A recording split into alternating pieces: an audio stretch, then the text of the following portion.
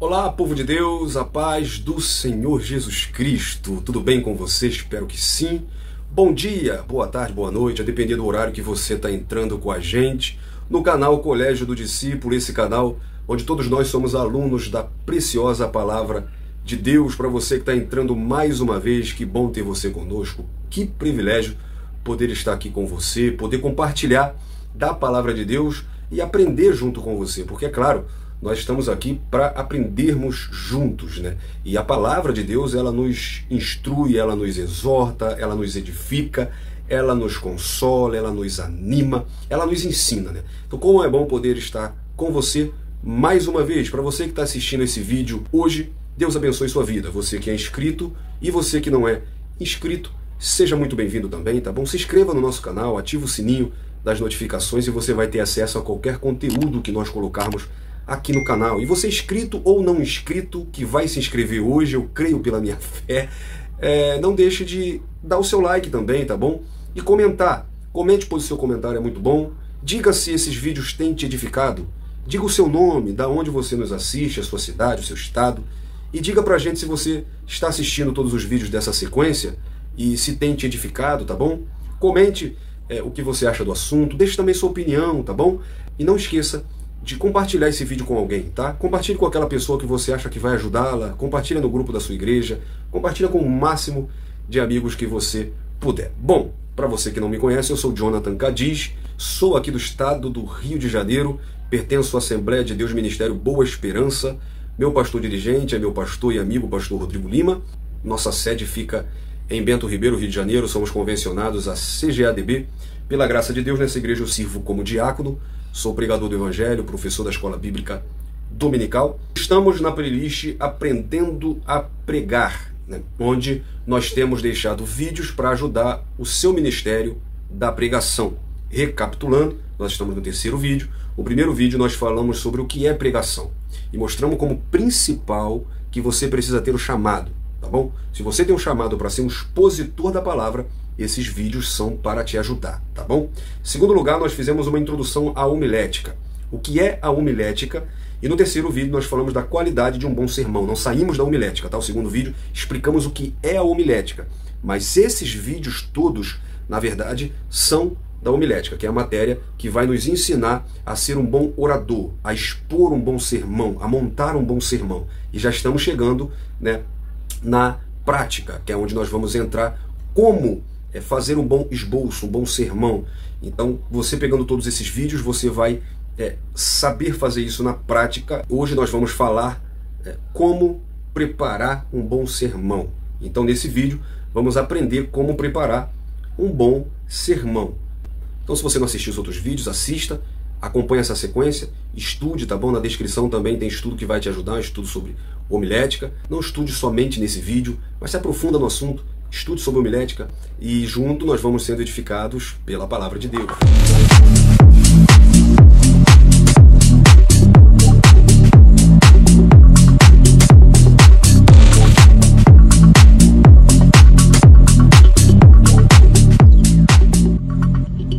Então, como preparar um bom sermão? O primeiro ponto é descobrir o pensamento central. O pensamento central é a mensagem, ou seja, o tema. Sempre procurar definir o tema no sentido positivo. Por exemplo, um tema, será que Deus existe? É um tema indesejável. Isso gera mais dúvida do que fé. Em Romanos 10:17, a palavra, ela produz fé. Então a palavra, ela precisa provocar a fé das pessoas e não gerar dúvida. Agora, um tema, por exemplo, como ser curado, é um tema sugestivo, pois ele vai fortificar a fé daqueles que te ouvem. Em alguns casos, o pregador fala o título, né, que é o tema da pregação. Outras vezes não é necessário. Porém, no esboço, é aconselhável que você coloque o tema da sua mensagem. Por exemplo, você escolheu um tema, você orou, e nisso a homilética não vai te ajudar. Tá? Você está dirigindo, você está dormindo, até no culto mesmo você está, e Deus ele te dá um tema. É por isso que eu digo que é para quem tem chamado. Deus ele te deu uma mensagem, tá? Você lê o texto e realmente é esse texto que o pregador vai usar para que no culto ele possa compartilhar essa palavra que Deus deu a ele. Não é obrigatório que diante daqueles que te ouvem, você diga, o tema da minha mensagem é este.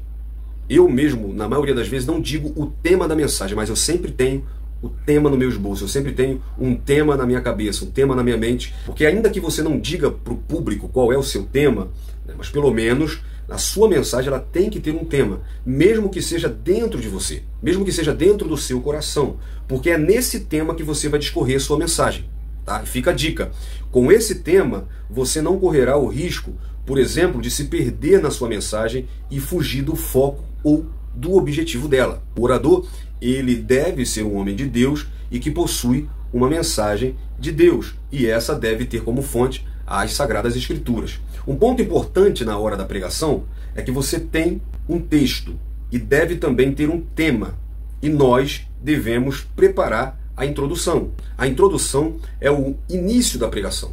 O ideal é que a introdução prenda logo a atenção dos ouvintes, despertando-lhes o interesse para o restante da mensagem. A introdução é o primeiro ponto da mensagem. É como, por exemplo, o trailer de um filme é o que muitas das vezes nos chama a atenção para assistir aquele filme. É mais ou menos o que acontece com a introdução. Você vai transmitir para a igreja na introdução, tá? Que é rápida e não deve ocupar muita parte do sermão. É a introdução que vai fazer com que as pessoas fiquem dispostas a ouvi-lo até o final da mensagem, onde você vai concluir. Então, a introdução é o ponto onde você deve fazer um pano de fundo histórico. Por que escreveu? Qual era o objetivo do autor? O que acontecia em volta desse texto que você leu? Então, a introdução, especificamente, ela é a base de todo o sermão. Ela é a base do seu sermão para prender aqueles que te ouvem. Tem gente que começa a introdução com uma ilustração. Eu, particularmente, não gosto muito, mas se tem a ver com o tema e se não for muito longa, tudo que você vê que vai trazer as pessoas para a atenção do tema é viável. Um outro recurso muito bom é você começar, por exemplo, com uma pergunta para o auditório. Pergunta essa cuja resposta vai ser dada pelo próprio pregador durante a mensagem. Se for uma pergunta interessante, a atenção do povo estará garantida até o final do seu sermão. Então, a introdução ela produz a primeira impressão aos ouvintes e essa deve ser boa. Agora, não é aconselhável você ultrapassar de 5 a 7 minutos na introdução.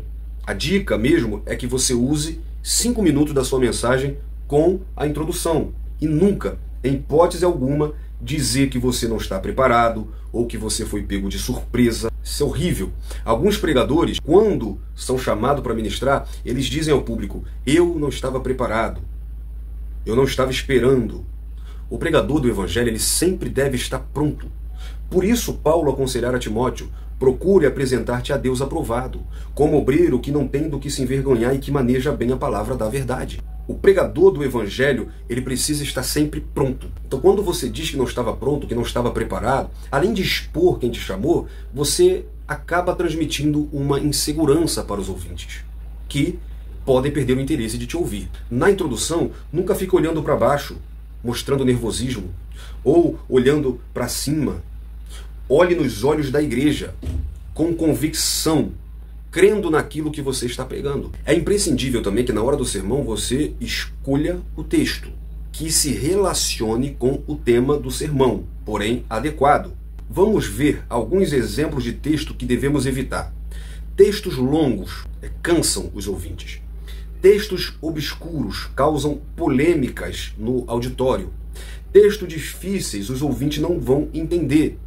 Textos duvidosos, por exemplo, Deus não ouve pecadores, vai causar dúvida nas pessoas. E até você conseguir transmitir esse sermão de 10 a 15 minutos, você não vai conseguir trazer o povo de volta à sua mensagem. Então, por que o texto é tão importante? Porque é o texto que chama a atenção dos ouvintes. O texto desperta o interesse em conhecer a palavra de Deus. É através do texto que vai ajudar na exposição do sermão.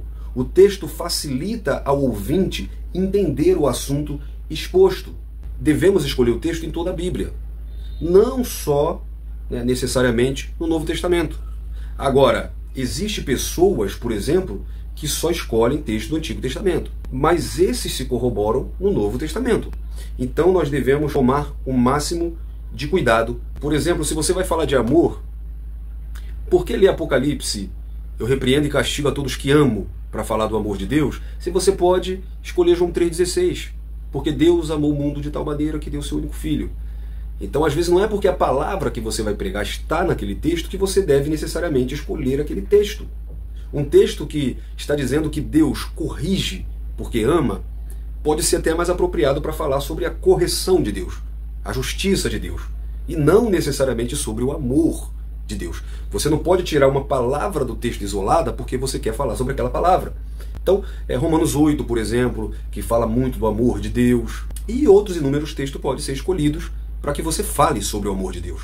Então, é necessário que tomemos cuidado, o máximo cuidado, a máxima cautela na escolha do texto para que este possa corroborar com o tema da qual eu vou ministrar.